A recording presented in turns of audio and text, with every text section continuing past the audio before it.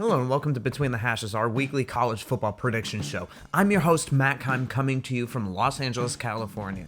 And this week, I have kind of an off-the-beaten-path game that I want to talk about. In any other week, Michigan State versus an unranked Washington would probably fall under the underrated category. This game, Michigan State versus Washington, jumped out to my eye for the main reason that despite the fact that one team is a top 15 ranked team, ostensibly by the people, they're an underdog to an unranked Washington team, and I want to know why. Washington is in the middle of breaking in a new coach, Kalen DeBoer, after firing Jimmy Lake after a turbulent 2 years involving a scandal, him hitting a player, amongst other issues, both on and off the field. So from the Michigan State side of things, Mel Tucker recently signed a massive 10-year deal and is seeking to justify it. He returns quarterback Peyton Thorne, who is coming off of a career-best 27 touchdowns passing in the 2021 season. This guy is on pace to break records set by Connor Cook and even Kirk Cousins. So despite the fact that he's following up in some very, very good recent names, especially at the collegiate level, he is on pace to be the best quarterback that Michigan State has had. Having said that, he's had kind of a rough start this year. In a blowout win against Akron, he threw 2 picks and no touchdowns, and the team kind of won in spite of him. Now, Michigan State is also looking to replace a Heisman candidate in Kenneth Walker III.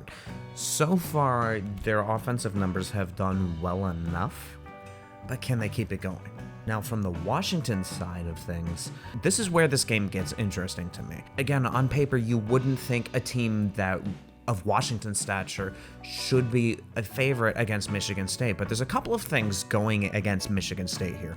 The first of which is that Michigan State doesn't typically do well on the West Coast. They don't have a very good record, and the last couple times they've gone to the West Coast, they lost to Arizona State, they lost at Oregon in 2014. Now, having said that, I might be invoking gambler's fallacy or the hot hand fallacy by even going to historical trends like that, but it is worth pointing out. Something much more relevant is who Washington has at quarterback. Now, with the proliferation of the transfer portal, Washington is one of many, many teams that has a transfer starting at quarterback. This is a familiar face for Michigan State, unfortunately for them. Michael Penix Jr., most recently known as the starting quarterback of Indiana.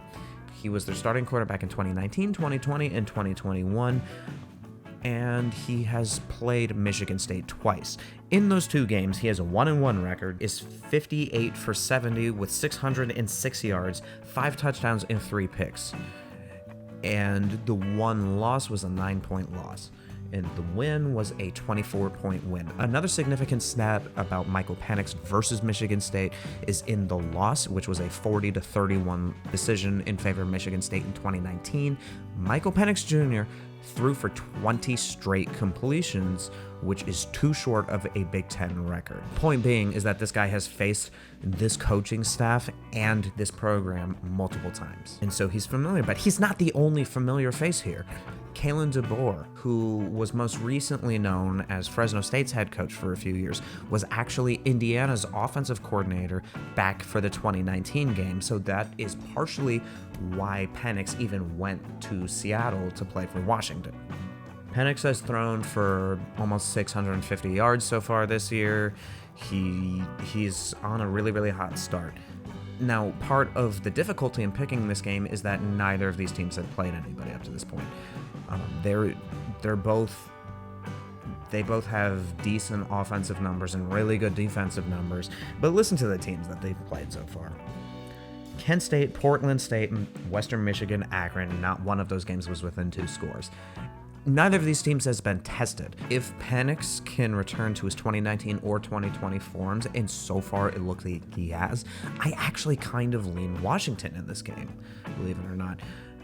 Having said that, Mel Tucker has done a fantastic job of rebuilding after the Mark D'Antonio era in Michigan State, so it's really, really hard for me to pick a team to win this one. I lean Washington, by the slimmest of margins. I think they win, and just because the line is as small at the time of this recording, it's only 3. I think Washington wins, and I think they narrowly cover, but I have zero confidence in that choice this week. Now, we're coming back to our lightning round because I did well enough last week, and I was one of the few people that picked Kentucky over Florida, so I'm going to hold that over your guys' heads. First 2 games, I have Penn State against Auburn. I have not been impressed with Auburn so far. They struggled against San Jose State. I think Penn State goes into Jordan-Hare and wins. BYU at Oregon. Oregon, despite being favored, has not impressed at all. They played a nobody team in week 2 and completely fell apart against Georgia 5 minutes into the game. Was Georgia just that good? Oregon that bad? A mixture of the two? I don't know. Is BYU heading into a trap game after coming off of a double overtime upset over a top 10 team? This game has trap game written all over, but I think BYU pulls it out. Lightning round part 2, Miami against Texas A&M. Texas A&M is favored by almost a touchdown, but honestly, if you watch that Appalachian State game, they did not impress in the slightest. I do not believe in Texas A&M at all. I think Miami goes into College Station and wins. Oklahoma at Nebraska. Nebraska just fired Scott Frost. They decided to pay an almost $8 million buyout now, as opposed to waiting 3 more weeks and 2 more games and firing him at the beginning of the month. They needed him gone that quickly. I think Nebraska is too much of a mess on and off the field to compete with Oklahoma this year. And now we have our underrated game of the week. We have Southern Methodist at Maryland, and Maryland is favored by 2.5. Now with SMU, they're trotting out Rhett Lashley, a first-year head coach, who, despite being a first-year head coach, has continuity with the program. He was a coordinator for them for a few years under Sonny Dykes, and he's going against Mike Loxley's Maryland team, who traditionally has started out their last couple of seasons strong before injuries or playing tougher competition have taken their toll. Tualia Tagovailoa, Tua's younger brother, is the quarterback for Maryland. He's been putting up good numbers so far, but he goes against Tanner Mordecai, a former Oklahoma transfer who has thrown 7 touchdowns and 1 pick in 2 games. I think this actually has a potential to be a really good, really high-scoring game. I think Maryland, just because of the inherent talent on their roster, wins the game, but I think this game will be a sneaky good game. So that's my underrated pick of the week, Maryland over SMU. Thanks for watching this one, guys. Remember to like, comment, subscribe to Ampire Media, that's AMPIRE, and tune into the channel to see for weekly updates on the Washington Commanders with the John Keim Report. Remember to tune in to All's Caps, where we give you updates on the Washington Capitals, hosted by former Capitals defenseman Carl Alsner and AP hockey writer Steve Wino. We have John Keim Report, we have All's Caps, and we have all that and more on Ampire Media on YouTube and wherever you get your podcasts. Thanks, guys, and enjoy the games.